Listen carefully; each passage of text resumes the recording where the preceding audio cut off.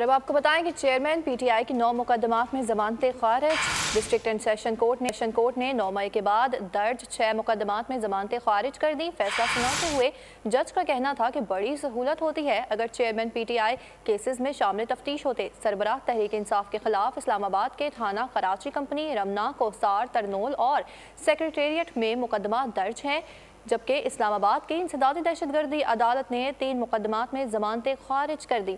जज अबुल हसनात ने थाना खन्ना में 1 और बाराकहू में दर्ज 2 मुकदमात में जमानतें खारिज की।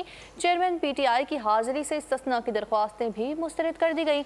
अटक जेल में साबिक वज़ीर आज़म से उनकी अहलिया बुशरा बीबी ने मुलाकात की, जो 2 घंटे जारी रही। आप लोग इस मुल्क पाकिस्तान में आजाद है। सहाफती उसूलों पर कारबंद बोल न्यूज ने रखी रिवायत बरकरार। बोल न्यूज की जानिब से देखने वालों को यौम आजादी की बेहद मुबारकबाद। मुल्क भर से जश्न आजादी की तकरीबात बोल ने दिखाई अपनी स्क्रीन पर। पाकिस्तान के 76वें यौम आजादी का जश्न बोल ने सुनाई पाकिस्तान जिंदाबाद के नारों की गूंज।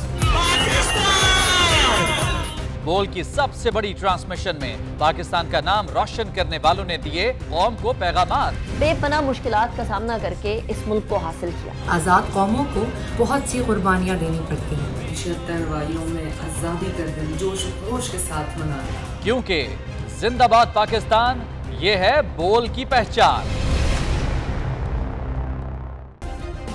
सब्सक्राइब करें और बेल दबाएं ताकि कोई खबर रह न जाए।